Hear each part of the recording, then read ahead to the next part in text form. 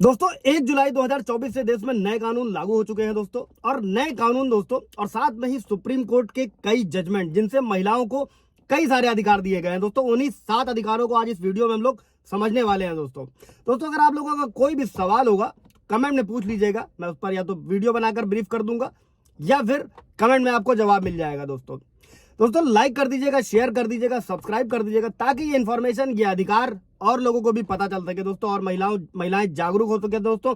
और साथ में ही अगर जो पति हैं 498 केस चल रहे हैं, अगर किसी तरीके का केस चल रहा है तो उनको भी ये कानूनी जानकारी उनके पास में होनी चाहिए दोस्तों। अभी हम लोग शुरुआत करते हैं दोस्तों। सबसे पहले तो जो सुप्रीम कोर्ट ने महिलाओं को एक अधिकार दिया था, मैट्रिमोनियल होम में रहने का अधिकार, यानी कि पति के घर में रहने का अधिकार दोस्तों। और एक पत्नी को मैट्रिमोनियल होम या अपने ससुराल में रहने का पूरा अधिकार है दोस्तों, चाहे परिस्थिति किसी भी तरीके की हो, चाहे उसके पति की डेथ हो गई हो या फिर ना हुई हो, वो अपने ससुराल में रह सकती है दोस्तों। और अगर बात तलाक तक पहुंच गई है दोस्तों, क्योंकि कई सारे व्यूवर्स के भी सवाल रहते हैं दोस्तों कि अगर तलाक तक भी बात पहुंच गई है तब भी पत्नी अपने पति के घर में तब तक रह सकती है जब तक कि उसे रहने के लिए दूसरी जगह नहीं मिल जाती है, दूसरी जगह की व्यवस्था नहीं कर दी जाती है दोस्तों। और अगर महिला उसी घर में रहना चाहे तो ये भी उसका लीगल हक है दोस्तों। जय हिंद, नमस्कार, मैं एडवोकेट आशीष मिश्रा। दोस्तों अगले अधिकार की तरफ बढ़ते हैं दोस्तों। डाइवोर्स का अधिकार दोस्तों, हिंदू मैरिज एक्ट सेक्शन 13 दोस्तों, इसके अंतर्गत एक महिला अपने पति की सहमति के बिना भी एक तरफा तलाक लेने का अधिकार रखती है। जब उसके साथ या अगर पति ने बेवफाई करी है दोस्तों, या किसी और महिला के साथ में रह रहा है, किसी तरीके के मेंटल क्रुएल्टी की जा रही है दोस्तों, इसके साथ ही दोस्तों महिला अपने पति से मेंटेनेंस की भी मांग कर सकती है। सीआरपीसी 125 जो पुराने कानून में था दोस्तों, अभी भारतीय नागरिक सुरक्षा संहिता की धारा 144 है दोस्तों। इसके तहत अपने लिए, अपने बच्चे के लिए मेंटेनेंस की मांग कर सकती है दोस्तों, खास तौर से जब उसका पति ज्यादा कमाता हो दोस्तों। इस पर सुप्रीम कोर्ट के कई सारे जजमेंट है कि पत्नी अगर पढ़ी लिखी है, उसके मेरे सारे वीडियो हैं, वो जाकर आप देख सकते हैं दोस्तों। अगला अधिकार दोस्तों, जो पति पत्नी का जब भी मतभेद होता है तो उनके बीच में जरूर आता है, हम लोगों को आए दिन सुनने मिलता है, वो होता है स्त्री धन का अधिकार दोस्तों।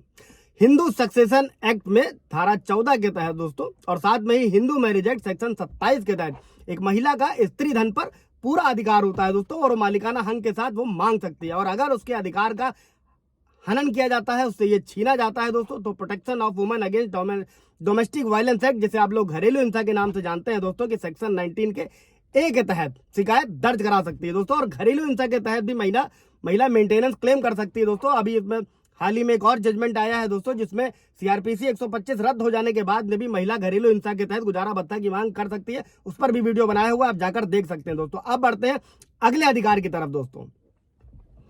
तो दोस्तों ये जो अगला अधिकार है दोस्तों, वो है बच्चे की कस्टडी का अधिकार दोस्तों। खास तौर पर अगर बच्चा 5 साल से छोटा है, इसके साथ ही वो अगर अपना ससुराल छोड़ कर जा रही है, ऐसी परिस्थिति में वो बिना किसी कानूनी आर्डर के अपने बच्चे को साथ ले जा सकती है। इसके साथ में ही दोस्तों जो कस्टडी का अधिकार होता है वो पहले महिला के पास होता है, लेकिन उस पर भी कोर्ट के जजमेंट है। अगर 5 साल के बाद है तो पिता को भी कस्टडी मिल सकती है। उस पर अगर क्वेरी चाहिए होगी तो उस पर अलग वीडियो बना देंगे दोस्तों। अगला अधिकार दोस्तों, संपत्ति का अधिकार, हिंदू सक्सेशन एक्ट 1956, इसमें संशोधन किया गया था दोस्तों। चाहे बेटी शादीशुदा हो या ना हो, अपने पिता की संपत्ति में बराबर का अधिकार रखती है दोस्तों। इसके साथ ही महिला अपने पूर्व पति की संपत्ति पर भी अधिकार जता सकती है। हालांकि ये उसी स्थिति में संभव होगा दोस्तों जब उसके पति ने उसे अपनी संपत्ति से बेदखल करने की कोई वसीयत ना बनाई हो दोस्तों, इसको भी समझ लीजिएगा। इसके साथ ही अगर किसी महिला का पति के तलाक के बिना दूसरी शादी कर लेता है तो ऐसी स्थिति में भी जो पति की पूरी संपत्ति पर उसकी पहली पत्नी का अधिकार होगा दोस्तों। कोई सवाल जवाब होगा इन अधिकारों से रिलेटेड तो पूछ लीजिएगा दोस्तों।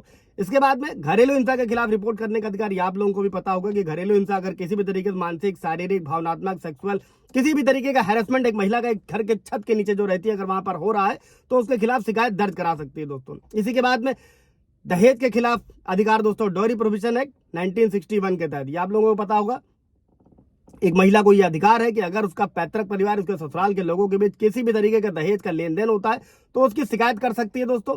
इसमें पूरा ब्रीफ पे मैंने पीछे भी वीडियो बनाया हुआ, आप जाकर देख सकते हैं। और जो नए कानून में भारतीय न्याय संहिता की धारा 85 के तहत दहेज का आदान प्रदान या उससे जुड़े किसी भी तरीके से महिला का उत्पीड़न करना गैर कानूनी है और यह आपराधिक करार है। इस पर भी सुप्रीम कोर्ट ने सुधार के लिए बोला है, क्योंकि धारा जो थी 498 की वो as it is copy paste कर दी गई है, जो कहीं ना कहीं धारा ये महिलाओं, ये पुरुषों के खिलाफ प्रावधान करती है दोस्तों।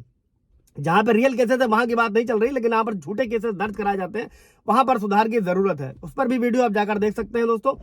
Thank you.